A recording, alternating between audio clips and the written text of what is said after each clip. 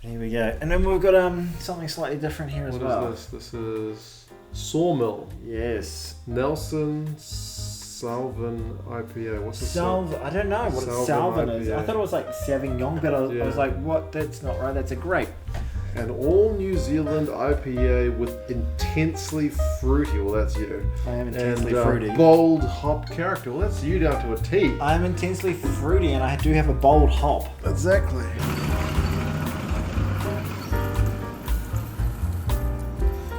All right. Wow. I think we just find the magic spot. Magic. Yeah, there we go. Beautiful, mate. Well, how you doing, Mark? Razor. Jeez. We missed it by a day. Yeah, that's right. It was quite frustrating that I was uploading it, and then the news came out, and I was like, yeah. Well, it wasn't like, at least we weren't like scratching around for stuff to talk about last week, much like this episode's going to be. Last week we already had a pretty full plate, so maybe it kind of works. We've had time to let this. But now it's out of the news cycle. That's true. Really Nobody cares. Everyone's already had their 2 cents about it. He said the thing. And now people are distracted by other things. Exactly. Bang, bang. Yeah. Woo. But anyway, before we get into that, we should tell people that this is a podcast. This is a podcast. Give me some platforms that people can listen to it on. The radio. Oh, no. No. Damn, you had one job, Tony. Damn it. Google Podcast, Spotify, iHeartRadio, Stitcher, Podbean. What the hell's Podbean? That's one of those podcasting platforms. Apple Podcasts? Apple Podcasts. We're still waiting for one review, you know. Oh, really? Yeah. Okay. It's okay. Yeah, because I asked for reviews last week, or a rating of some description, and you said, don't do it. I didn't say don't do it. I said I've personally never done it. Yeah, fair enough. Yeah. So, I got told off by Junaid yesterday for not liking the stream. But to be fair, you've never managed to make a woman climax either. So this is true. There's a lot of I never climbed Everest. Yeah, that's right. What else have I never done? Never shouted around at a pub, I'd say. No, you might have done that. You're actually thinking. No, I've shouted around. Okay. Interestingly, when I was in China, they're real big on, I'm going to buy this one, you buy that one. Whereas my mates are all like, oh no, you just get yours, I'll get mine. Yeah. Well, they probably know you. No, I've gotten some pretty fearsome rounds before when you're like, and people turn up and the group just gets bigger and bigger, and then it gets around to you and you're like, well, it's going to be costly. Gee, this is a $300 round, and then you're like, oh god. I've never bought a $300 round, that's for sure. Well, from my job. Oh, yes. I spend quite a lot of money on other people's alcohol. But that's as much as I'm going to tell you. That's it, really. But there has been not a lot of rugby. Well, there was Super Rugby. There was the URC. The IRC was back. The Premiership was back. The MLR keeps going. The Women's Six Nations kicked off. What is this? This is not an MLR jersey. What kind of weird, strange foreign team is this? It's bizarre. I went to the Blues game today. But we'll talk about that a bit later. Can't wait. We'll put Super Rugby on. It's kind of apparent on the right place at the moment on the old back burner. You can tell this is going to be a great listen or a great episode just because there's nothing really to talk about. That means we just have to go off the chain a little bit. Go back and listen to our women's rugby episode. Well, there was actually a lot to talk about there. I think it was actually one of our better episodes. Just nobody cared to listen. Nobody listened. It's like, sometimes you've got like something. I have it with my wife sometimes where I really want to tell her something that I'm really interested in, and she just couldn't care less. Right. And I'm sitting there going, and then she's just like, okay, that's great. You're like, but Razor has such a great record. He's won 6 titles on a row. No one comes on there. No one's sure whether they're going to get the job. Your wife and my partner both don't give a rat's ass about rugby. That's true. That's why we need to talk to each other about rugby. Basically, that's why we're here. Yeah. That's why to save our wives. Yeah. And you don't have a wife, do you? Yeah. Don't have a wife. De facto partner. I have an ex-wife. Right. Managed to. Did you talk to her about rugby? No, she didn't like rugby either, to be fair. Okay, so you're attracted to women who don't like rugby. I only dated the Welsh girl. She liked rugby. She liked rugby. Yeah, I was with her for about 4 years. So because that didn't work out, you went the other way. Yeah, it was like, she likes rugby. I can't do this. I need some me time. You know? No, I don't. I think my whole family. My mum likes rugby. My dad likes rugby. My brothers and sisters. My sister doesn't like rugby. Okay. But yeah, although she got into it for the women's World Cup. She went to the semi-final. Is that her first time to attend a rugby match? And you know what she said to me? She said, you know what? I think I like women's rugby more. And I was like, have you ever watched a game of men's rugby? And she's like, yeah, I'm just not that interested. I'm like, yeah, that's okay. And I was like, they're both great games. You know? Yeah. But any way you want to get in, that's fine. You can be like that. And she got into it because she's a feminist. You know, and she's like, I'm going to get out and support it, you know. And I think there was a lot of the crowd at the Women's World Cup who were like into it. And then you saw these tweets, like, I didn't quite like them, but I kind of understood them by the likes of some sort of more left-leaning individuals on Twitter going, so nice just to finally get into rugby. All these meatheads were stopping us, but it's actually quite cool. Like they were blaming like the meathead rugger-bugger culture was a thing that was preventing them from getting into it. So I guess that's there. It can have a bit of that culture, but I feel like rugby has been pushing away from that for a long time, maybe to their own detriment at times. Yeah. Like you showed me, I think we talked about it briefly last week, but you showed me an ad for an NRL promo. And it was just like the target audience is just... I don't even think... Not buff head. You're going down a very, very delicate line there, mate. Don't demonetize this YouTube. Buff head. Buff head Australian. Yeah. And it was. But like it was exciting. It got you amped and all that sort of stuff. But it was like...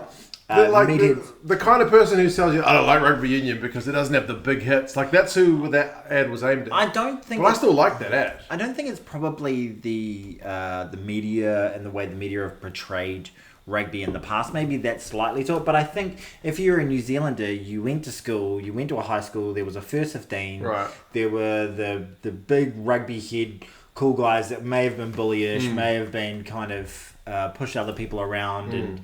There would have been, you know, equivalent groups like that, you know, and it was just, and that was the thing that kind of put people off. It's the world we actually grow up in, and some people don't like the environment inside a rugby club and all that sort of jazz. Like it can be, you know, it can be some can be really lovely and welcoming and all that sort of thing, but others can be pretty. Not so much. Yeah, absolutely. So I think it's more that than how rugby's actually portrayed itself, maybe slightly, but it hasn't been that way for a long time, and the media has it. And I do, but for me, I like a little bit of the bullfed stuff. Like, for sure. Like that ad, like even though I'm not a league guy, that ad still spoke to me. Like I had a vague idea about those teams, but then the tribal aspect between those two teams who were in the ad, which was really saying, geez, these teams don't like each other. I was kind of curious, well, who won? I want to know who won. Yeah, like I'm not invested in it at all, but like that's the kind of hook. And it was a hell of a works. game, actually, that one as well. Yes. Joseph Sawali plays for the Roosters. We'll talk about him a little bit later as well. Okay. We start with Razor. So he's been announced as the new All Blacks coach. Razor One Kenobi, you're our only hope. After the World Cup. Yeah, I know. So it's a sort of thing I heard. I was actually, you know, we're on that 3-hour live stream. I wasn't on there for 3 hours. I was on there for a long time with my mate Hamish. Go check out the Kiwi lads. Yeah. Boom! There he is. You're responsible for the I have to. I know. That's your job. I have to do that. He actually described it in a pretty good way. We somehow got to this point. It's kind of like knowing what you're gonna get for Christmas. You're like, oh, but I want it now. Right. You know, like it's off in the distance, and it's still, like it's a long. Well, I guess it's not that far away, but there's this massive event before he actually comes along that would so be if you really know you're to getting win. that Buzz Lightyear toy for Christmas, how does your little Woody toy feel, who is the current toy of choice, who knows he's going to be replaced? Well, that Woody toy should have had a better winning record. It really should have. It shouldn't have been the worst winning record of any coach in the modern era in All Black history. So that Woody coach can go, fuck my dick. You know? So eat it, Woody. Okay? Hit this. Do your best this year. Look, by all means, Fozzie. We're not talking about Woody. I'd be happier than anything if Fozzie was able to actually get us over the line this year. Yeah. Like if he was able to pull it out of the bag. We have a really successful campaign. Great lead into it. Has a really well gelled, well cultured side that knows what they're about. Plays great, attractive rugby, and they win the Rugby World Cup and overcome some massive hurdles in that way. That would be incredible. I'd be very, very happy about it. Do I think it's going to happen? I think it's unlikely. Right. But I wish him all the very best. Okay. I really want Woody to do well. But I think it was the right move to say, Woody, you're not... Well, they weren't saying to him, he's not going to be in next year. You're going to be out of the toy box. Am I taking this analogy too far? Have you guys seen Toy Story? Does anyone know? Is anyone totally lost? Like, Yeah, Hamish would be. Hamish would be. Yeah, that's true. Yeah, so it seemed like the right thing to do. So what actually happened? Tell the people the story. Give them the background rather than me just waffling. Yeah, so on. basically the New Zealand Rugby took a unusual move of announcing his appointment for the job after Fozzie's contract is done. And I say unusual because usually the All Blacks, they wait till the end of the World Cup campaign, they take applications, and then, they've got 6 months or whatever to go until the All Blacks are back in action. So there's time to evaluate, like in the Graham Henry situation, it was like, what have you done? You're reapplying. Or if it's like the Steve Hansen, when he first applied, it's him against other candidates, like, what's your plan? Fozzie was the same when he had to apply. That's right. So they just brought that forward. Now, there's a few interesting What was things. the main reason for that, do you think? Well, they reckon it's just because there was too much competition for his signature. Yeah. But who was going to sign him who was letting go of their coach at the end of the World Cup? There's a few possibilities. I mean, he was already linked with Fiji. Fiji made an offer for this World Cup. Wow. Like, once he's finished with the Crusaders, just kind of come do some surfing in Fiji and you can imagine that. I can imagine Razor taking that role and being like, "Oh, it's a hell of an opportunity." Yeah, exactly. And then like getting them to a quarterfinal or something. Yeah, he basically just said this was the preferred option. This was the preferred option to go for the All Blacks. So it's also an unusual one because they gave him 4 years. Yeah. Like Fozzie got 2 years. Steve Hansen got 2 years, and they kind of had to earn. Do you reckon they negotiated that? He negotiated that? Maybe. He must have. I mean, the 2 years thing was kind of a joke with Fozzie because he did 2 kind of shit years, and then they were like, "Oh, well, we'll just give you 2 more years." And as soon as anyway. they signed on, he went like 4 losses in a row. That's or something right. Stupid. So yeah, maybe they just 4 out of 5 losses, something like that. Yeah. So yeah, maybe they just figured, just go for the 4. If the 2 is only, if it's not even a real thing, the reappointment is kind of already set in stone. Yeah, given basically. Then why bother? But there's no get out clause. It's if God forbid Razor shits the bed, you have to pay him out. Just pay him out, basically. Yeah. So New Zealand rugby fans are rejoicing. Yeah, because he's got an incredible record. And I think he was definitely the right man for the job. I know Jamie Joseph would have been a hell of a coach. He's done incredible things with Japan. Did an amazing job with the Highlanders, who have looked relatively abysmal since he left, essentially. That's right. Yeah. So he's a heck of a coach, and I think he would be an asset if he was the coach. I wouldn't have been absolutely gutted about it, but I think just due to the fact of Razor's incredible record, 6 Super Rugby titles out of 6. Yeah, he's literally never not won Super Rugby anytime he's been coaching. That's insane. If they'd not appointed him, they're basically sending the message: you can do whatever you want. You can be incredible. You could win 10 of these things. And it doesn't matter. Yeah. I mean, people are drawing parallels between him and Robbie Dean, saying Robbie Dean's also had a great record, but then he went to the Wallabies and wasn't like all conquering. Yeah. But I think even Robbie Dean's record with the Wallabies looks pretty decent in comparison. What happened, right? In comparison to those successes, exactly. Yeah. So. And and that was a big call. I think Robbie Dean's had a really good shot at being the All Black coach, but by all accounts, he screwed the pooch when they asked him about who his coaching ticket was going to be, who his assistants were going to be, and he kind of ummed and ahed about it. Whereas Ted was like, it's Steve, it's yada yada yada, and Noka, whatever it is, and like knew exactly who it was going to be. Whereas and then Steve Hansen had a theory basically that he didn't want the role. That he wanted to go to the Wallabies. It was like, you don't go into one of those interviews with wishy-washy answers. Right. You know everything you're going to do straight out of the gate. And then that was similar to what Razor kind of mentioned in the press conferences, that he'd been preparing for days, that he had presentations and all that sort of stuff done. So obviously he was pretty concrete in what he was trying to achieve and trying to portray and what he was trying to say in terms of what the philosophy of the team would be. It's exciting though. It is. I mean, beyond his Super Rugby record, the guy coached the under-20s to a championship. He also coached the Canterbury NPC side, I think 3 seasons, or was it 4? And he won all but 1 year. And so he's just, any team he touches basically goes to gold thus far. And he is one of the larger challenges of any All Blacks team in There's history. a lot of rebuilding to do. I don't think I've ever seen such a mass exodus of talent. Like, I mean, 2015 we had a big exodus. Conrad Smith, Marnono, Dan Carter, but there was Richie McCaw. there was a lot of test matches that went out, and to be fair, some of the best players in the world were going out of the door as well. But there was just world-class players in the wings for all those. And I guess a little bit different is those guys were all, I think for the most part, like 32, 33. Yeah, you knew they were going to go. Yeah, they were never going to go another 4 years. The only one of those players that wasn't over 100 tests was Conrad Smith, and he was like on 92, 93 or something like that. So they were right. They would eat as much as we possibly could out. We've got some guys now who are like 28. They're going to go 29. Yeah, Rico's going. Obviously Bodie would be the only one. Going. Richie Moore. Bodie was the only one you could kind of say we've got everything could get out of him, and he's He's already won a World Cup. So. Mwanga, he's still got quite a bit of gas in the tank. Yeah, that's right. But these guys are just going younger, so trying to go over there and make that yen, make that pound, make that euro. Hard to blame them. Yeah, well, it didn't used to happen so much. People used to kind of stick around for the old black jersey, didn't they? Yeah. But the question for you, from me, from me, to you. To me? From me to you. You can ask me a question. To you. Okay. You know that song? Sounds familiar. It's by the Beatles. How's it? Is it With Love From Me to You, something like that? Okay. Anyway, I've forgotten what my question was now. Must have been something important. No. Who's going to be on the coaching team? Oh, yeah. Leon McDonald's the main guy who's been linked with him. Yes. Now, I haven't seen his interview, but we were just talking beforehand, and you have seen his interview. And he has got the worst poker face. Like, he's like, so what do you think about Razor being the coach that's getting appointed coach? He's like, yeah, hell of a man. And they're like, do you talk to him much? And he's like, yeah, we talk all the time. And they're like, what do you guys, does he talk to you about the who's going to be on his coaching ticket or something like those lines? And he's like,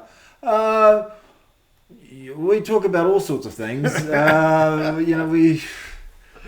Things have been mentioned and discussed, and there are things to think about, but there's not really anything I can say. I can't confirm any of that. Oh, wow. And then it was just like, and they were like, but you've also been linked to the Scotland job. Yeah. And it was basically like, oh no, I just touched the frickin' thing.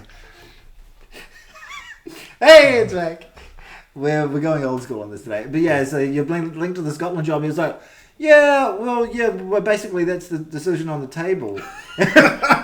and then he went like in a moment, in a kind of rice mode. He was like, oh, I think I've said too much now. And it was like, spoiler alert.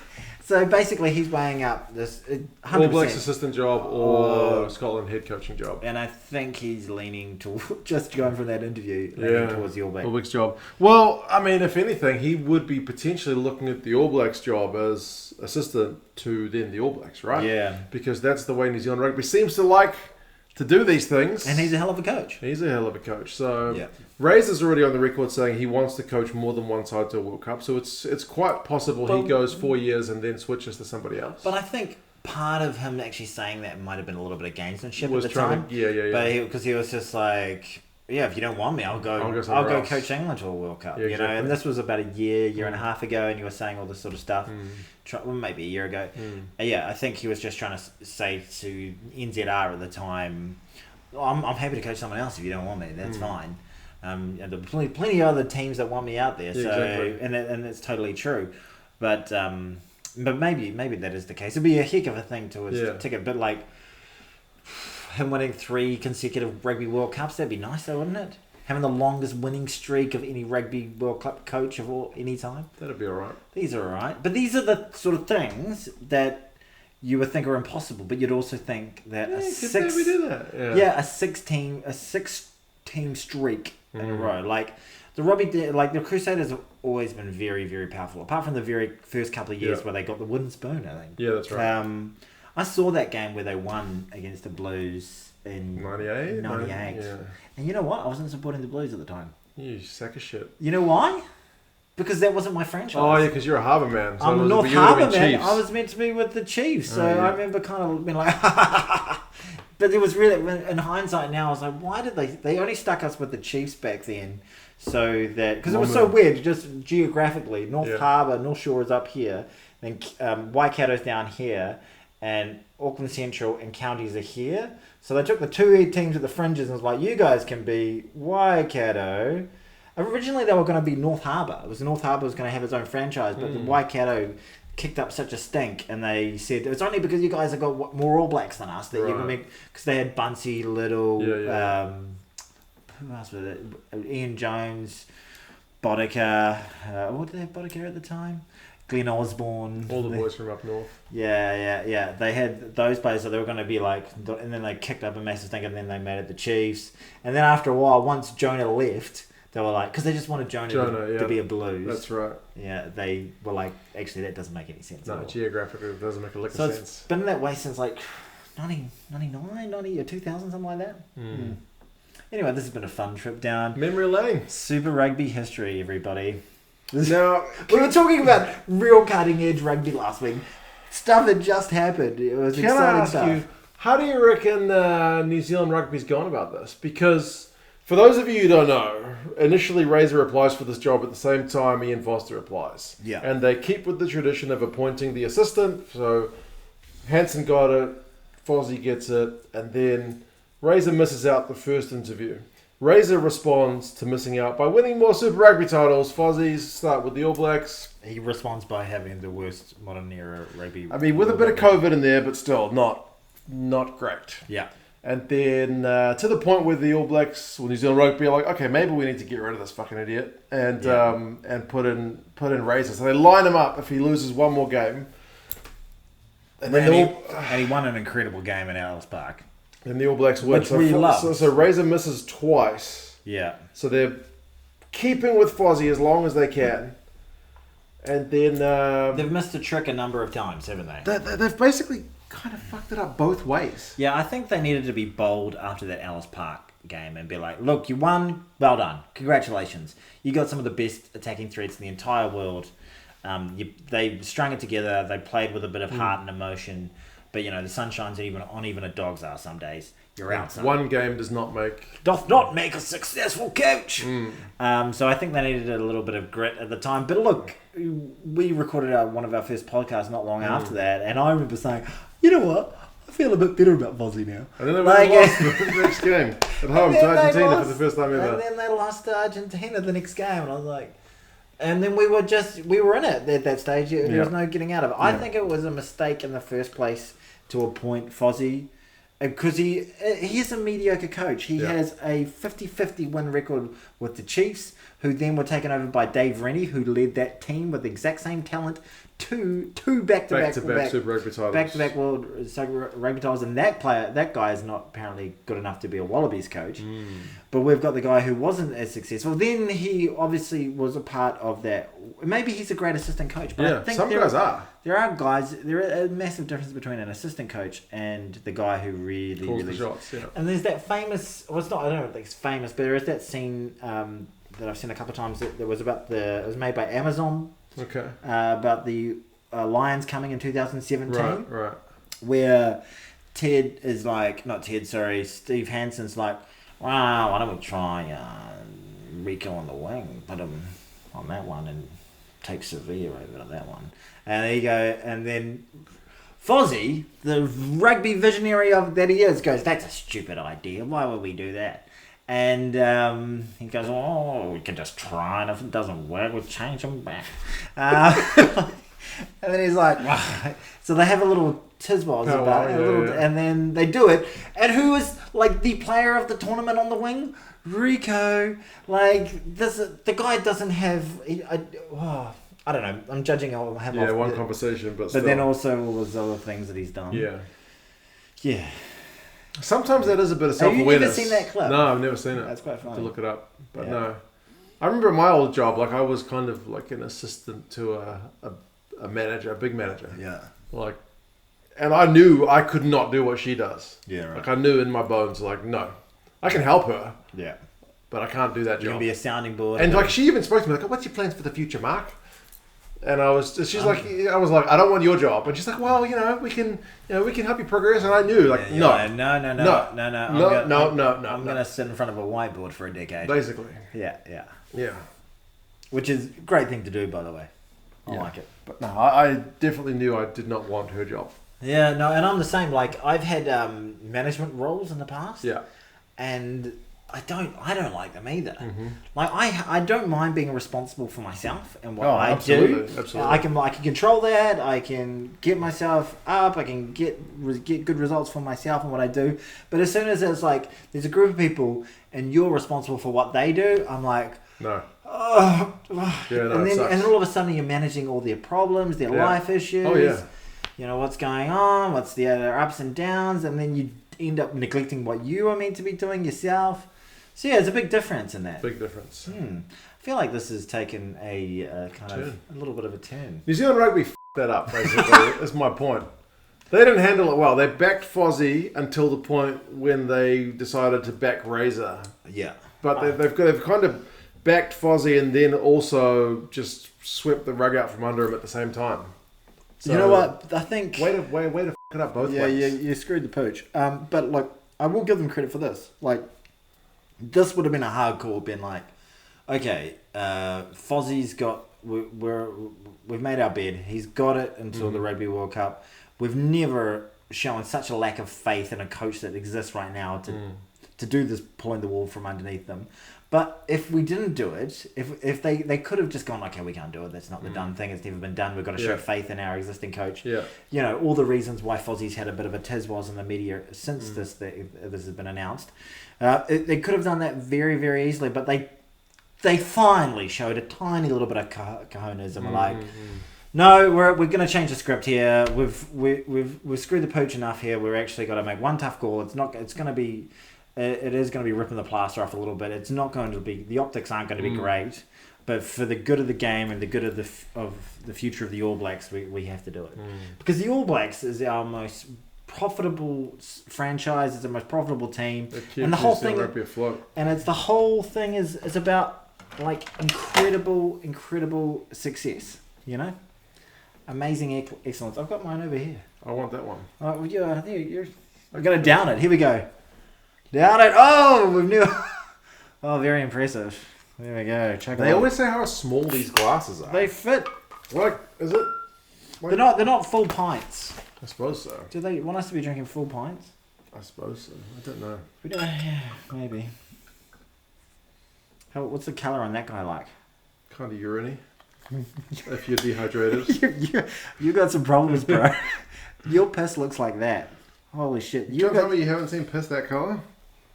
No, if your piss is that cloudy... Not cloudy, I suppose. What is going on? Like, my piss your is not urine shouldn't look like that. You said colour, not like transparency. Well, it's all about... it's the whole viscosity of the whole thing as well. It's viscous piss. Anything else about Razor? That's a good name for a band. What's the name of your band? Viscous Piss.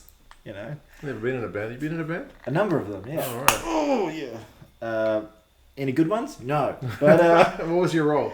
frontman and bass player. Okay. Yeah. Nice. Yeah, it's a bit of fun. I used to just get drunk in the weekends with my mates in random garages and have instruments in our hands. That means you're in a band. Did you ever perform? Yeah. We used to play like everyone's 21st and stuff. Yeah. Did you get paid? No. Oh. Never were paid. Never made any money from it. Never made any money from it. We were pretty shit. We were just shitty punk bands. Yeah. But yeah, Leon McDonald, Jason Ryan, I think that'll be two of the main assistants for And I'm pretty comfortable with that. Yeah, I can live with that. Where's Schmidt going to go? Yeah, I wonder if he'll stay on board. Do you think he's a bit miffed about the whole thing? He said he didn't want it. Do you think he just came in as a bit of an SOS last year? Yeah, probably. So he's quite okay with it. I think that was the whole thing with him coming back from Ireland was meant to be... That was the whole thing with like him Fozzie getting all his assistants sacked, right? Was like... Yeah. That was them. And one of them's gone on to do great things in Scotland. Yeah. What's that guy's name? Brad Moore. Yeah. I don't know, man. Razor's a patient guy. Yeah. Like if someone had told you, right, Tony, we're lining you up for this job. The current guy sucks. We're going to line you up. It's just his contract. Like, we'll sign it on Monday. And then, oh, by the way. He's a free spirit, he seems like. Maybe that's how he sort of managed it. Like, you reckon he played a bit of hardball to push for this? Like, either give me the contract now or just... He didn't want to wait anymore? He didn't want to wait just in case Ian Foster wins the World Cup and goes for reappointment? Yeah, potentially. Or, yeah, maybe. Because he indicated way back in March, he was like, they were pre-season training, and he was like... It was my last season. No, he didn't say it was my last season. It's like, well, can we talk... They asked him a question about next year and his future with the All Blacks. And instead of doing like the standard... Look, I have no idea. It's out of my hands. I'm just focused on the Crusaders this year. It's a big year. We've got a lot of great players coming through. We're really excited about the what we've got ahead of it. You know, standard answer. Same sort of bullshit. He said, "Oh well, there's stuff happening, but I can't say much. You'll hear stuff in the next couple of months." And he was like, "You might hear stuff in the next couple of weeks or so." Okay, so he's and pushing then for it. apparently he got into a bit of shtuck for saying that sort of stuff. They're like, "Come on, man." So he maybe. Yeah, Fozzie didn't appreciate it. I watched the interviews a bit. Okay. Yeah. You watched the sport. I watched some of the interviews. Sometimes I watch the interviews. Yeah, you do. Yes. Sometimes you watch the sports. This weekend was not one of those weekends. I watched... I can't say... Shall we move on to Super Rugby? Super Rugby. I can't say I watched a full game. I didn't watch a full game this week. Okay, let's do the test. I'll tell you the game. You tell me who won. Okay, so Crusaders Brumbies. Crusaders got up. Yeah, that was 35-17. Yep. The best I can say about that game was I watched most of that game. The Brumbies were like okay, but they were never going to win that game. And admittedly, they left a few big guns at home. Yeah.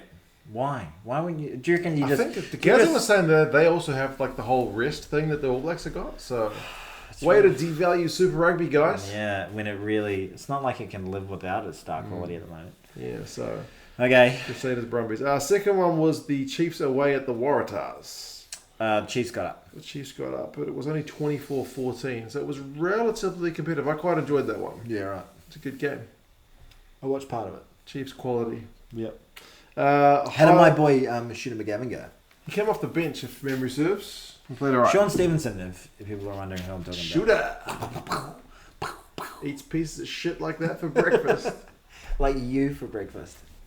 I watched a movie with Shooter McGavin in it the last couple of days. Me and Maddie we had movie night last night. Okay. Part of the reason I didn't actually watch the sport is usually I have my daughter for one night in the weekend, but my ex-wife was going for a nice weekend away with her fiance, which was great, and I was just. They're not married. They're engaged. They have a child. They have a child. Yeah. They're wonderful people. So I've met them. Yes. Once. He's met them. She was heavily pregnant at the time. She was heavily pregnant. And then Mark... And the dude seemed real nervous because he didn't have any kids. And I got two, so I'm like, this is easy. Not really easy. Mark, you had a great icebreaker for that situation. He looked at my ex-wife and my ex-wife's fiance, pointed at my ex-wife's fiance and said, "Did you do that?" Yeah. What can I say? I'm fun at parties. Yeah. Yeah, exactly. No, I thought it was a good icebreaker. Let's leave you to it from there. Yeah. What was my point? So I had Madison for 2 nights in the weekend rather than just the one night. And just like, well, I can't get it. And I trying to encourage her to watch rugby with her. And she's not interested at all. But I was like, last night we had like family movie night. And we watched, what was it called? We Can Be Heroes, which is like a many times sequel to that Shark Boy and Lava Girl a movie from the early 2000s. But the President of the United States was Shooter McGavin. And yeah. Nice. And he's aging beautifully. Nice. Yeah, and he's still got that shit-eating grin as well, and I was just like, just say it! Yeah, just do the line. And I try and tell my 5-year-old daughter about that great line, "I eat pieces of shit like you for breakfast." I didn't. That was a joke. But yeah. You wanted to. I did want to. She's quite sharp. She might have been like, "Oh, show me it, Daddy." Yeah, then she'll go say that line at school. Yes. Highlanders Drua. The Highlanders got up. They get them a hiding. Yeah, 57-24. That's a bad result for the Drua. Yeah, especially this is the same Drua side that went and beat the Crusaders. I know in Fiji. They're a different team in Fiji, yeah. It's going to have to be Fortress Fiji, isn't it? Yeah, Fortress Fiji. But the fact that before that game I was like, okay, playing in Dunners, I was like, well, they might flat track. And the Highlanders have got so many injuries as well. They got and it's a guaranteed flat track. You know, I don't mean flat track. I mean dry. like dry pitch. You know, they can run it around. Then like the old days of it's not Carisbrooke. What it used to be called? The old House of Pain. Yeah, the House of Tane. Yeah. House of Pain. What is the Domain of Pain? I don't know. Western Springs. Oniwa Domain, man. Oniwa Domain. I would actually prefer to go see a game at Oniwa Domain than North Harbour Stadium. Did you ever go to a game at Oniwa Domain?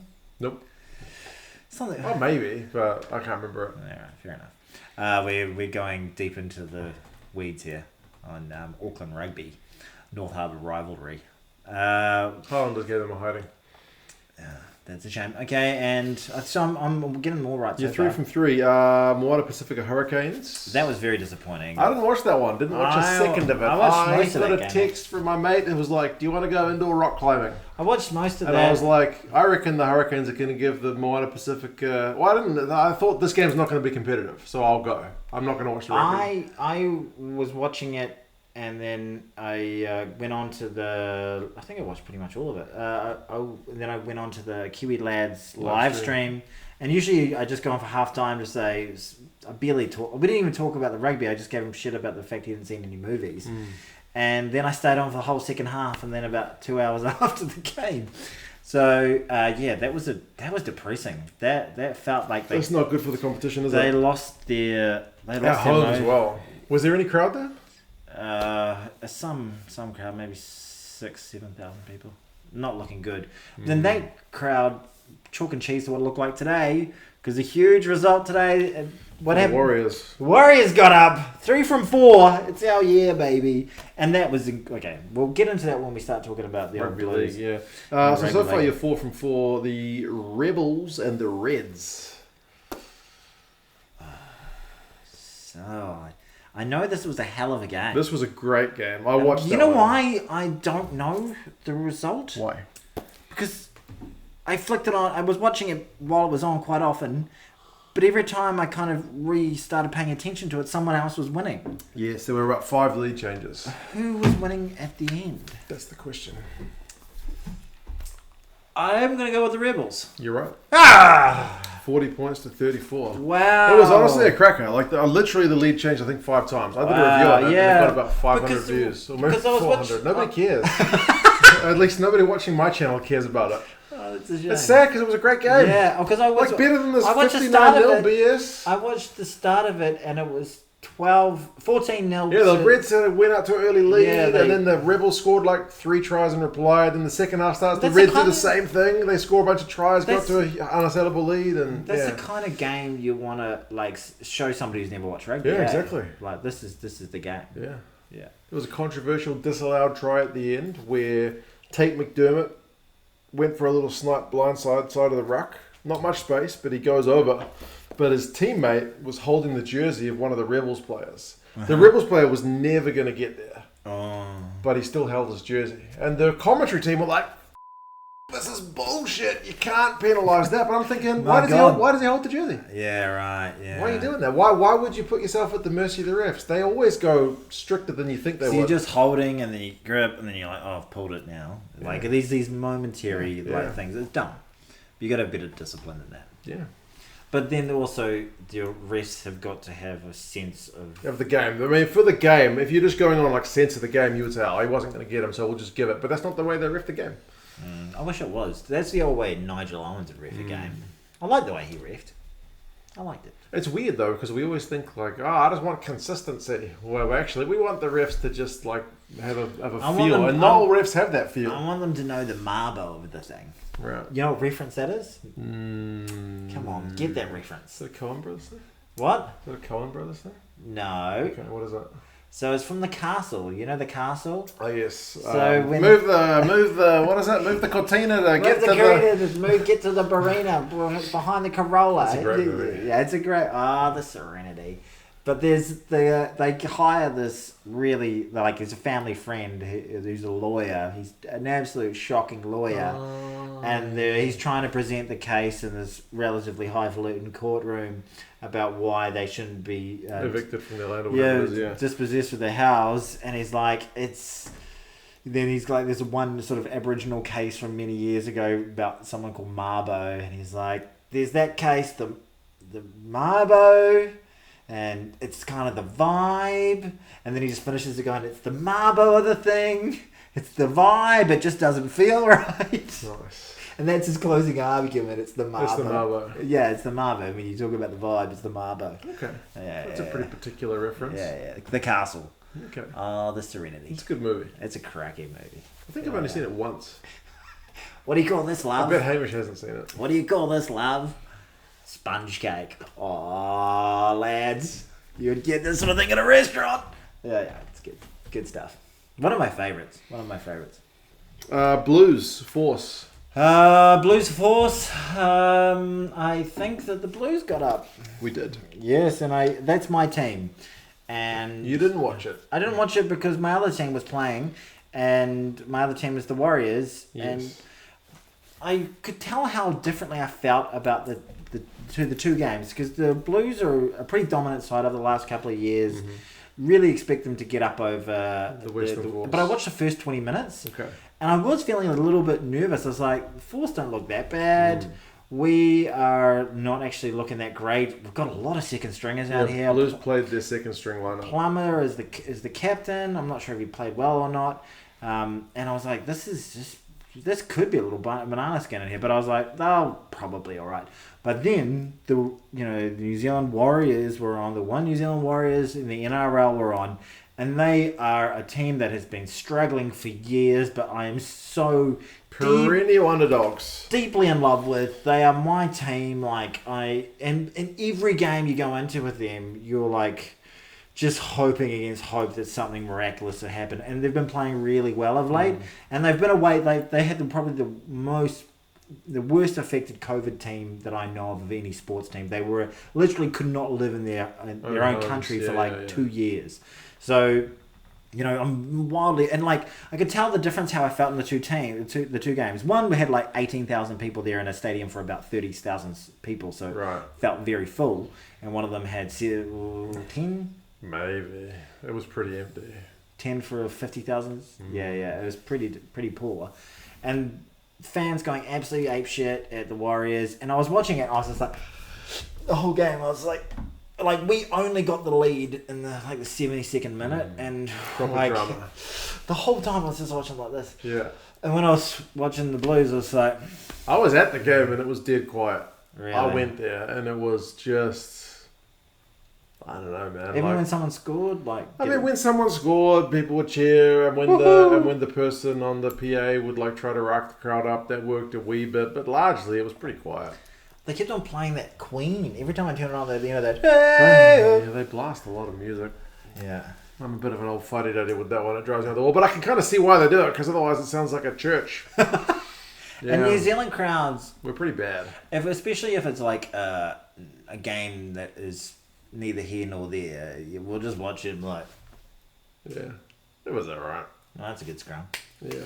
Even at All Black games, we can be pretty quiet during games. Yeah. There's a big hit, we scream. There's a good try, and it gets tense. We don't have that same element of being able to just belt out some song to get behind the team to help be that 16th player on the field. Warriors games are way more. I was about to say rocky. What's the word I'm looking for? Passionate. Not passionate. Rowdy. Raucous. Very raucous, and they get right in behind the team. It's pretty intense. So Blues games. Should we go to a Warriors game one day? You can feel the difference. You ever been to a Warriors game? Oh yeah. You have. Yeah. Okay. My dad used to take me all the time as a kid. He just likes any sport. Just basically. like sports, yeah. But no, I went to the Blues game. Like I said, she was pretty dead quiet. Yeah, right. Paid $10.50 for a beer, a can of Heineken. $10.50. That's not actually that bad. $10.50 for one can of beer? Well, yeah.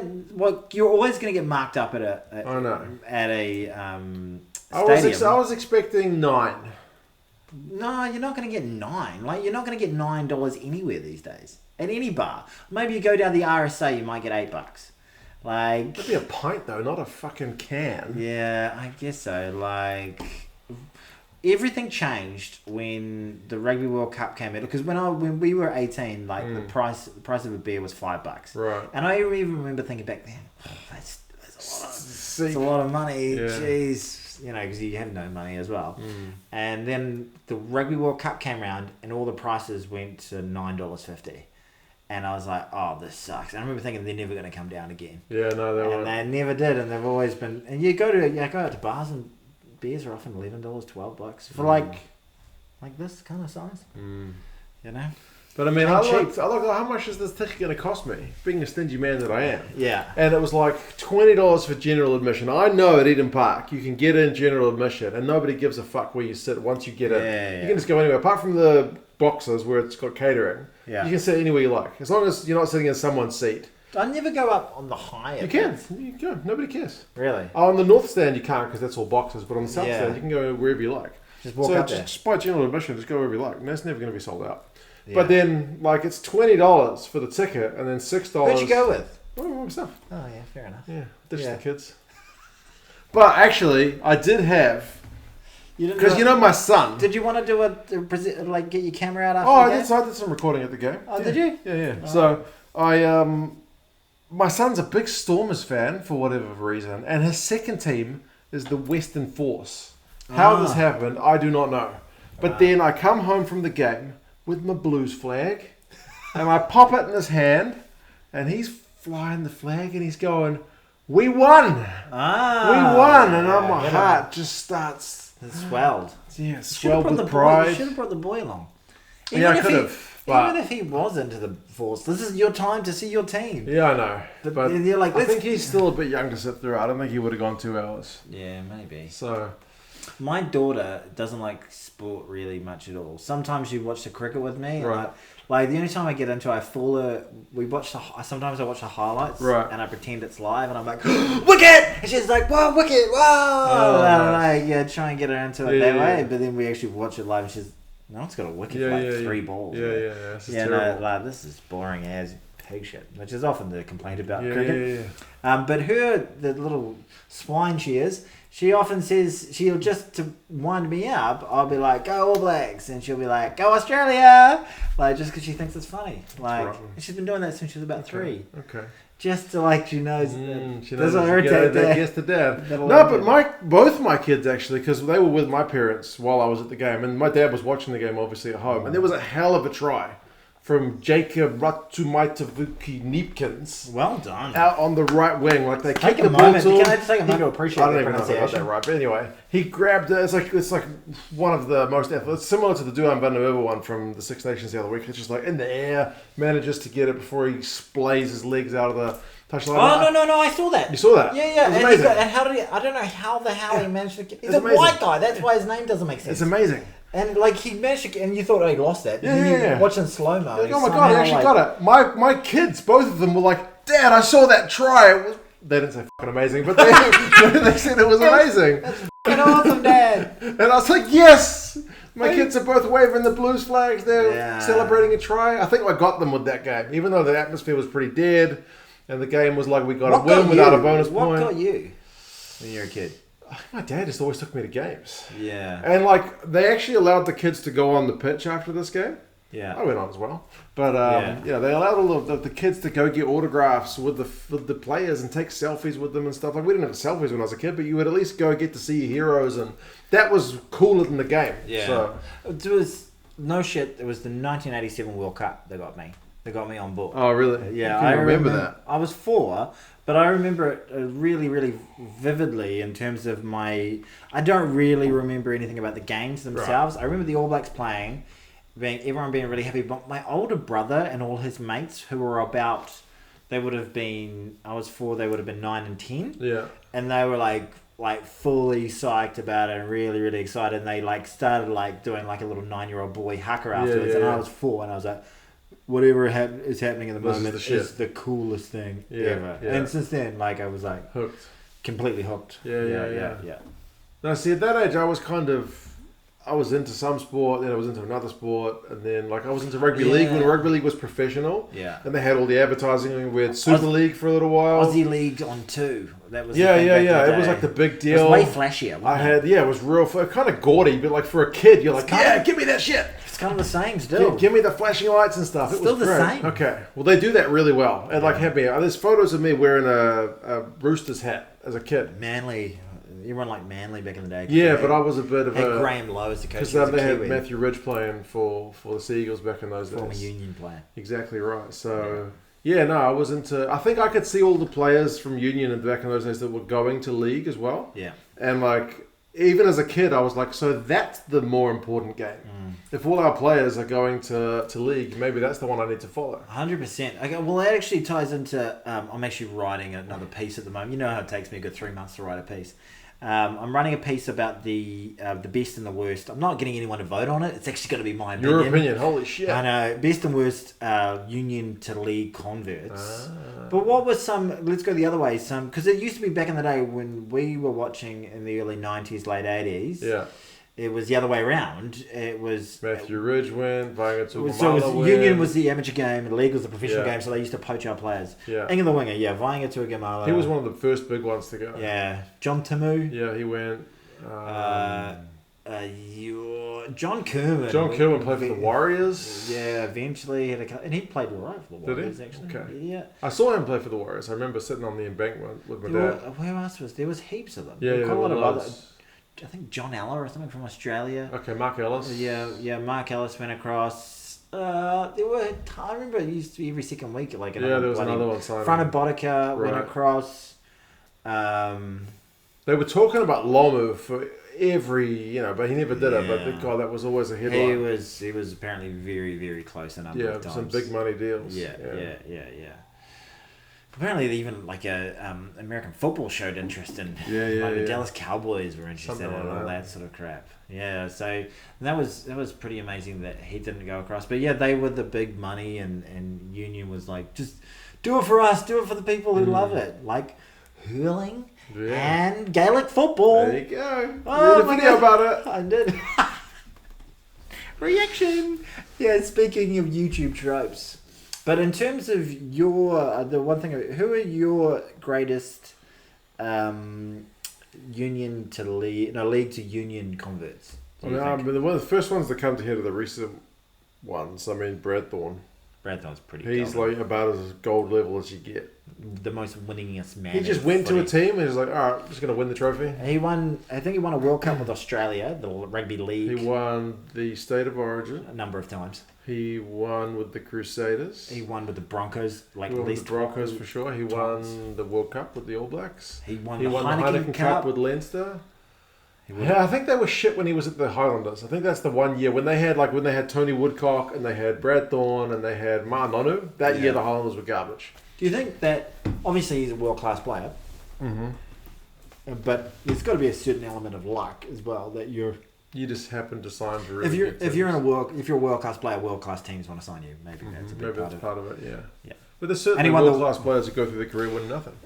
Next best for your money, Sonny Bill, Jason Robinson. Yeah, for sure. Well, it's got a try in a World Cup that was very, very tight. Yep. He was such a good player for Wigan. I remember being a kid watching his legs, man, and they were just like the quickest things I'd ever seen in my life. Right. There's a few Aussie guys. Was Lottie Takiri came from... Lottie Takiri, Wendell Saylor, Matt Rogers. Yeah, there's a few of them that came all down at that same time. Very, very That's good. when apparently Aussie rugby got themselves in the shit. Like, they stopped spending money, I think, on the grassroots of the game. Like, let's just get all these big NRL players. Yeah. And then that was fine as long as they were winning. But then when they kind of went a bit downhill... Anyone else you can... Okay, Sonny Bill. Obviously got RTS over. There's that. Yeah, jury's out. So Jury's out on that one. Who else did we get from league? Israel Folau. Very, very old Sparkles McFabulous. Very classy. My mate, I remember I was in China at the time, and my mate, who was a big Tars fan, we were playing fantasy Super Rugby, and he was like picking his team, and he was showing me, he's like, I reckon this guy's going to do all right. He's named Israel Folau. He's big in league, and I was like, never heard of him. Do you know who I think is going to do pretty well? Who do you think's going to do pretty well? Joseph Suwali. Tell me about this guy. It's been all over my news, but I got no idea. He's 19, plays for the Roosters. 19 $1 plays. million deal. I think the Wallabies guys are not happy because they're like, why are you giving this prick all the money? We want some money. And it was interesting that Brandon Smith, who is a very, very successful number 9. That's number 9. But when I say number 9, that's a hooker in league. He has gone from the Melbourne Storm to the Roosters. You know what? He's a real character. They call him Hectic Cheese. Okay. Interesting. Yeah. You know, they asked him about the signing, and they said, and he's a Kiwi. He plays for the Kiwis, and he said, giving this bloke $1.6 million isn't going to help them beat the All Blacks. Wow. Yeah, you know, like that. So shots fired. Like, but he just says crazy off the cuff stuff all the time, which is enjoyable. But he is class. He is very. What's he going to play when he gets the? Is it fullback? Be like outside centre or wing. Okay. He's got a union background. Yeah. Okay. Apparently, I didn't know much about his union background. I wasn't really following what club teams or school teams he was playing for because he's 19. Yeah. But he has an incredible swerve, incredible evasiveness. He's, you know, who you could actually compare him to. Maybe this is overhyping him. Duham van der Merwe. Just in terms of his stature, he's a big unit. Okay. Very quick, very amazing evasiveness. And similarly, you know, similarly, he needs to work on his pass and his offload in situations where he played the Warriors a couple of weeks ago, and he cut us to pieces a couple of times, and then he would get to the last defender, be like, I can get this guy, and then try and gas him on the outside and just kind of get clipped. Right. And then but there would have been an obvious pass to actually set up a try that he would. So he but then actually he managed to, as he was falling out, spin in the tackle and then pass it to somebody else who scored the try. But he turned a very easy try into a very difficult try. Okay. And there were a couple of opportunities where he made a couple of little mistakes after doing something incredible. Okay. Has all the time in the world on the ball.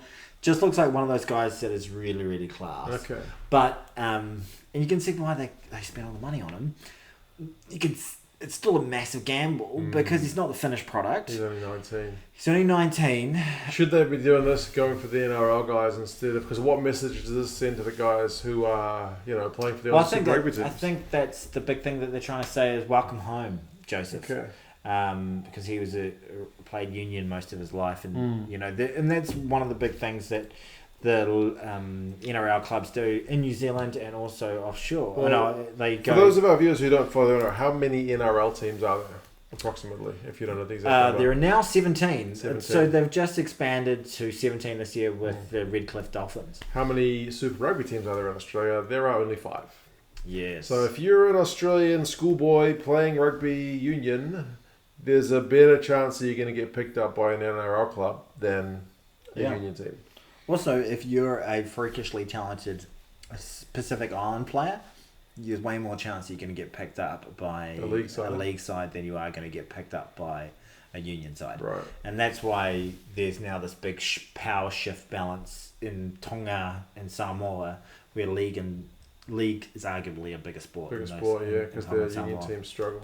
And their league teams are phenomenal. Are world class. Tonga and Samoa just made the World Cup final. Tonga made the semi-finals the last 2 tournaments. The Kiwis have only made the semi-finals. They made the quarters and then the semis most recent. They got knocked out by the Aussies in the most recent one, which is always a bit crap. So there is a massive battle for the game, for the code of rugby union or league in the South Pacific at the moment and within Australia. How about that URC? Okay, well, I watched 2 games. Do you want to do the same test? This is really going to show it. I've only got 2 games written down. Okay, let me see if I can get these right. One of them was the number 1 ranked Leinster up against the number 2 ranked Stormers. Leinster at home, but still without all their Six Nations players. And they've won every game thus far this season. 15 on the trot or something like that. It was a draw. You know your URC. 22 points apiece. That game, I watched it. the wind was just insane. Right. So the Stormers play the first half with the wind at their back. They go out to like a 17-0 lead. But it's that strong that at one point the Stormers are in their own 22. They kick it down the field and this guy's fucking dead. Like it just travelled for days. Like the wind was horrendous. And then funnily enough, when Leinster got the wind at their back, they come right back into the game. Like each side only scored one try into the wind, but scored a bunch. Do you reckon Stormers will walk away from that pissed off they weren't able to capitalise, or happy they got some sort of... I mean, maybe a little bit. I saw a lot of the Irish fans saying, "Oh shit, man, our B team can draw with your like best, almost the Springbok side." But I mean, Stormers are that Stormers side. Like they had Kitsoff, they had Malherba, they had like Damien Willemse, but it's not a team full of like starting Springboks. Was it kids round with that? I saw him running out with children again. Why are there so many children running into the field? Today with the league, there was like 6 children came running out, and then there were guys like getting psyched up around them. I was like, one of these kids is going to take a knee to the face one of these days. Can we stop sending the children out there? At Eden Park, they said, "Come along for Kids Day." The other, we got a Ferris wheel, and I was like, "How the fuck are they going to get a Ferris wheel in there?" Guess how it was like this much taller than me. Right. It was the smallest Ferris wheel I've ever seen. Like technically correct, but like if you went there telling your kids, "There's going to be an awesome Ferris wheel," the kids are going to be like, "Dad, like you put me on your shoulders, I'm taller than that thing." That's how people describe your penis. They're like, "It's a penis." Technically. Yeah. You know? Technically, it's correct. Technically, we can call that a penis. Exactly. It produces urine, and if you work really hard, you might get a bit of semen out of it. Exactly right. The other game was Ulster. I watched the Ulster against the Bulls. Oh, okay. Ulster at home, Bulls. Again, also without the Six Nations guys, but the Bulls are on a shit of a run. I watched the highlights of the Munster game, and Munster. Munster Glasgow. I do know the result of that one. Glasgow, was it Glasgow or Edinburgh? Glasgow got up, and Edinburgh won as well. I think. Who did they play? Did they? I don't know. No, I think they lost to Connacht. All right. Okay. Bugger. I tried. Edinburgh in shit form. Yeah. Right. Okay. And so are the Bulls. Okay. So what happened? What happened to Munster? They had a big deficit. Munster lost. They got, was it like 28-0 at halftime or something? Yeah, I don't think they lost by that much. No, I think the final score was a bit closer, but I think at halftime they were down by a bundle. Yeah, very upset for my homeland. What was it you were asking me about the other? The Ulstermen and the Bulls. I'm going to go that the Bulls got up. You would be wrong. Bugger. 32-23. Oh. Bulls only scored 3 points in the second half. They were ahead at halftime. Like 8 points ahead. Right, that should... Ulster 2 more tries. Their hooker got 3 tries. What's it like? Is it weird? Or there were a couple of peaches in the first half, though. Are you... You heard of Robert Ballacoon? What'd you call me? Robert Ballacoon. He's great. Watch him. Yeah. He's just come back from injury. He's this lanky right winger for Ulster. He's class. Yeah, he's pretty talented. Eh? Mm-hmm. Ballacoon. What a great name. He's a dark skinned fella, which is unusual for an Irish side. So you'll spot him. But I mean, actually, I guess like that's maybe me being a bit ignorant. Like when we see. Like all the comments in the Northern Hemisphere about, you've imported half your side. It's like the most 1930s sort of explanation of somebody's ethnicity. Oh, he's a dark-skinned fellow. What are you supposed to say? Which is odd. I don't know what his ethnic background is, but I know he's not a white guy. What is PC? Yeah. PC is just, you can't comment on it. I wasn't going to comment about it, but I was like, you've never heard of him? And what's the most obvious way to describe him? So then like Nathan Doak, he's the ginger. Yeah, that's fine. No one's going to get upset with that. Nobody sticks up for gingers. Okay. But the first way I described him was. And then, like, I would have seen Ballacoon play, and then I would have been like, where is it? And then I would have been like, why didn't Mark just say the black guy? Yeah. You know, like, black man, black person. Okay. African Irishman. Probably. She's a tough line. Yeah, you can't. I probably shouldn't have said anything. Somebody cancel us. I'm sorry, immediately. Folks. I apologise for my... everything. Yeah, just my penis. It's a dark thing as well. I reckon that should be your epitaph. Yeah. Here lies Mark Morgan. I apologise for my penis. That's great. But he's a great player. Yeah. I fucking love him. And Mark Morgan. I apologize for my penis. The Mark Morgan story. the Bulls had a couple of their guys back. You remember Kane and Moody, one of your favourite Springboks? Yes, He's also a black guy, just FYI. Yeah. And Kurt Liarensa, tasty. Yes. They were both back, and you could playing tell. well. Well, look, all this year I have played diddly squat to the South Africans. How are they looking? Looking sharp? Well, both those teams lost. The Stormers, the Stormers drew, and they felt like a loss a little bit, and then the Bulls lost. So, I think they'll get there. They'll get out. They've kind of had to rest a lot of their box over the Six Nations period because they're in that dilly of a pickle where it's like, well, we're in the URC, so when the fuck do we rest the Springboks? My question for you was... So they've rested them recently. Right. Dilly of a pickle. The Mark Morgan story. I'm talking about my penis. Do you not understand? Any kind of reference to come back to my penis. My manhood. I'm talking about my penis. Cock and balls. The Mark Morgan story. You're really going off the rails. Long.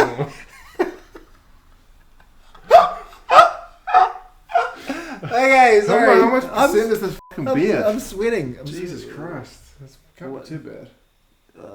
I gave it 10% to last week. That was... Yeah, you did give me a 10% last week. Oh, 6%. Okay. It's not too bad.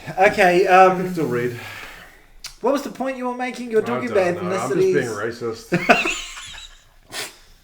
Watch out. At least I admire him as a player. Yeah, he's a great player. He's a fantastic player. I like all rugby players, really. If you're a good player, I don't care what colour your skin is. Yeah. I don't care about your penis. I care about your penis. I hope you've... Well, nobody wants to see Buck Shelford treatment to anyone's scrotum. No, you don't. And I don't... If you happen to not have a penis, I'm okay with that too. You know? Women's Six Nations started this weekend. And the Irish got pumped. I haven't seen either of the games, sadly, but Finally some bad news for the Irish. Wales beat Ireland 31-5. Ouch. And England pumped Scotland 58-7. Italy are going to play France overnight for us. That game hasn't been played yet as we sit here recording. Well, yeah, this is Sunday night. The biggest news for them is that Sarah Hunter, the English captain, has pretty much called it quits after that game. I think one of my people on Patreon actually told me that Sarah Hunter would have retired at the World Cup if they'd won it when they were down here, the English girls. But because they lost, she kind of wanted to go out on a high. They said the game was played at Newcastle, which is where she's from, so she gets to go out on her own terms kind of thing. Fair enough. Yeah. Like, as much as I loved, I'm not going to change the result for anything, like us winning the World Cup. Yeah. I very rarely feel empathy for the opposition, but that was one of those games that actually was like, geez, these girls have been so good for so long. Red card, that line out, maul, beautiful drive. Beautiful stuff. It was beautiful. Yeah, it was a hell of a win. Yeah, but she's obviously a champion, deserves to be a world champion, but isn't. I think she is, but just not the most recent tournament. So, right. She got one in like... What was that? They won in 2007 or something. Something like that. She's been around around the block a while. No. Cool. Are you being sexist or I'm being racist? No! As soon as I said being around the block, I was just like... Red flag! Red alert! Stop! Yeah. Stop the words that come out of your mouth. Okay. You can just edit all this out. We'll just stop at Razor. Yeah, right. No, I don't believe in edits anymore. All right. Well, what else rugby are we going to talk about? We talked URC. We talked some Super Rugby. We talked some Women's Six Nations. We talked Razor. We talked some Rugby League. Is there a UFC coming up soon? Sandhagen bet Carlos Vita. Okay. I've forgotten his name, but he won today. It was a fight night. It was a good fight night. Okay. What's the next? I think the next pay-per-view might be old Israel Adesanya versus Alex Pereira. Okay. Which will be a heck of a fight. Alex Pereira got the middleweight championship last time. He faced Israel Adesanya. Really would like to see, and then definitely in a fight that he was losing until the 5th round until he got on a stoppage. So that's coming up. Okay. The Warriors, boy oh boy. Hell of a game today. I'm Warriors. so enthused by what I've seen this year. Their resilience, their ability. They're going to break your heart. Mate, well, they've just done... Well, they always usually break your heart pretty early on in the year. They just have been really bad for a long period of time. The fact that they're 3 wins from 4, the only other times they've done this 3 other times in their history. This is the 4th time they've done that, gone 3 from 4. Okay. And all of those other times they made the finals. Wow. So Made the finals, like the top half. but that's big for us. No, making top 8 is massive. Like that's For the Warriors, maybe. Jeez, I give them a left nut for the top 8. Like, and then it's such a grueling season. Like it goes from March through to the end of September. It's brutal. It's a long every How many bloody points week. for a win? 2. Yeah. 2 points for a win. No 2 draw. points for a win, I think, is actually kind of a nice system to keep things close. Yeah. Well, The ice hockey is also 2 points for a win. Yeah, and there's no bonus points. There's no draws. It's very simple. Is there I a like draw? that about league. It's Is really there a draw because they have golden point? right. So I don't know if there's. I've never seen that. It doesn't. I think Okay. it's golden point. It's just play Okay. until someone falls I over. like how straightforward it is. Like Yeah. you're never watching league going, shit, are we 3 tries up or are we just 2? Do we need one more to get a bonus point? You never have to think about that. It's always in 6 point. It's just like, am I winning? allocations. Yeah, and in 6 points allocations, there's no odd numbers ever. You can't. Well, there are occasionally odd numbers. But there's no bonus point, so as long as you win, you care. No, right? I was actually just talking about the scoring within an actual game. Right. The only way to get an odd number is to get a drop goal. Yeah. But you know there are 2 point drop goals now. Field goal. The 2 point field goal If drop you hit goals. it from further out, then you. Then the 40. Okay. Yeah. That's actually a slightly. I used to find their 40, is it 60 40s, 20 40s? 40 20. 40 20. I used to find them confusing, but now that we've got the 50 22, I kind of get it. It's pretty easy. I used to find it confusing. Well, you only watch like 2 games a year. That's true. We're going to live stream the State of O though, aren't we? When's it on? Because I'm away next month. No, it won't be on for a while. Okay. It goes pretty deep into the season. I'm going to be in China next week. China. Oh yeah, well that's right. And people are going to comment about my skin color, just like I do. Well, when They're going to be like, hey, it's a white guy. White guy. Tall. tell a white guy. I'll be in elevators and people will be like, in Chinese, F that guy's tall. They will literally say that about me. Yeah. I've been there and done that. Yeah, right. Okay, well, you enjoy that. We haven't really got a scheduled podcast for the. How long you in there? A month. We might do a streamed, not a streamed, but like Some kind of online jobby. no, maybe an online jobby while we're away, but we might miss a couple of weeks though. So Yeah. bear with us. I hope you enjoyed this content. But this is going to be our last episode as we get cancelled for racism and sexism. And penis talking. Penis chat. Too much. It was. Demonetized. It wasn't Just the racist. censor It wasn't any of everything. the racist or sexist stuff. You just said schlong, cock, penis, way too many times. Maybe that should be the thumbnail. A schlong. Schlong, cock, and penis with Tony and Mark. There you go. But anyway, Mark, on that bombshell, this has been a podcast. Where can people listen to this podcast? On the internet. They can listen to it on the internet. That's right. They can listen to it on Google. Any podcasting You platform. can tell you're tired because these are going straight to your little giddy brain, I reckon. You reckon? Yeah, I've had a big day. I have had a big day. It's had a big day. I've had some time in the sun. Fried my brains. Yeah. So you can listen to this on Apple Podcasts, Spotify, Google Podcasts, Jinx, Podbean. Stitcher. yeah, so iHeartRadio. Yeah, wherever you get your podcast, you can listen to this. And please, for the love of Pete, you can leave us a rating too. That would be greatly appreciated, wouldn't it, Mark? Give them a little bit of homework. Definitely. Do the homework. All right, well, great work, Mark. Thank you, sir. Do the homework. All right, everybody. Thank you very much for listening or you. watching. How are you doing, Jason?